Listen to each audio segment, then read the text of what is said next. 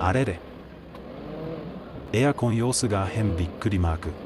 試しにガス入れてみた。何も変化なし黒はてなマーク。また試しにオイル入れた。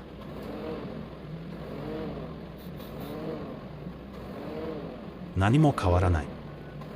すごくもったいないこと。やってモーターなきっつら。またガス回収、パイプ交換もしくは清掃。結局高圧パイプフィルター。ゴミ詰まってなきっつら。